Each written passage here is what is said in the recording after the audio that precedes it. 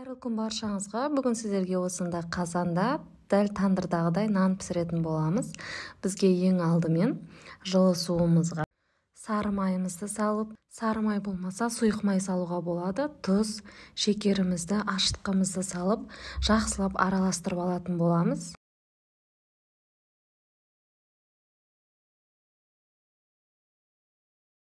Ыдысымызға құйып, електен өткізілген ұнымызды салып, қамыр жасайтын боламыз. Орташа жұмсақ қамыр болуы қажет. Ұнды бірден барлығын салмаймыз, себебі ұн әртүрлі болады. Жаймендеп салып, осылай илеп, орташа жұмсақ қамыр жасап аламыз. Кішкене ұн салдым. Осылай иін жақсылап қандырып, қамыр жасаймыз.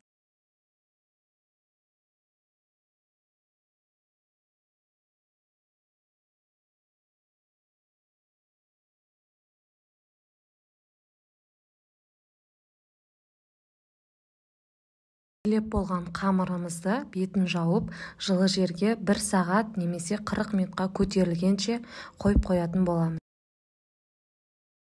Қамырымыз ашығаннан кейін ыдыстан алып, оны екіге бөлетін боламыз. Алдымен газымыздың екі жағын жағып, қазанымыз бен қазанның қақпағын қыздырып алатын боламыз. Алдын ала қойып қоямыз. Қазанның қақпағы жақсы қызуы керек.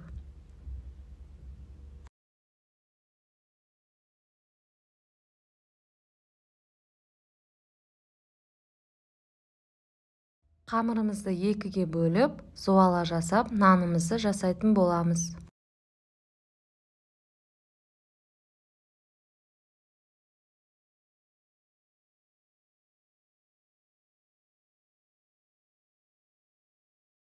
Жағынан жақсылап жайып, нанымызды жайып аламыз.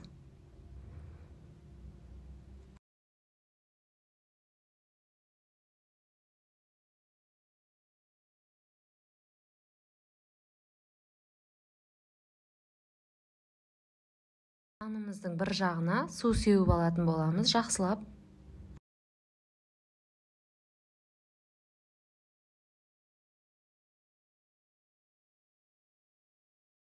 Алдын ала қатты қызылған осындай қақпақты алып, қазанымыздың бетіне қойып алып, өзімізге ыңғайлы етіп жасап аламыз.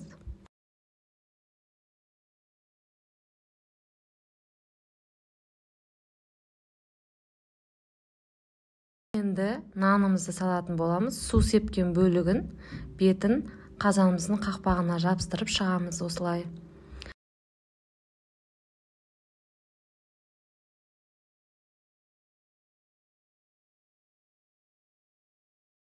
Мен де шанышқының көмегімен осындай нанымыздың ортасын тесіп шығатын боламын.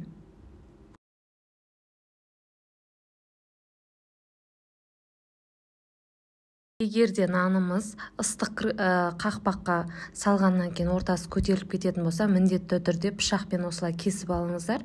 Себебі астыңғы бөлігі піспей қалуы мүмкін. Енді бетіне жұмыртқаның сарысын жағып, күнжітімізді сеуіп алатын боламыз.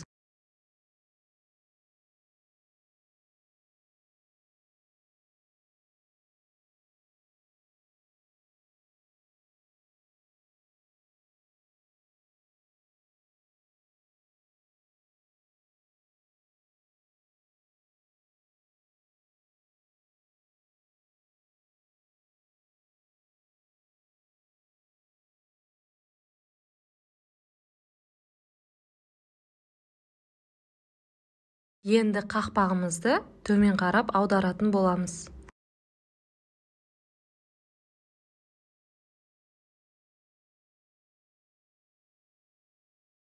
Қақпағын ашпай 20-30 минутта осылай пісіп шығады. Енді піскен бөлігін жоғары қаратып, тағы да 10-15 минут ұстайтын боламыз.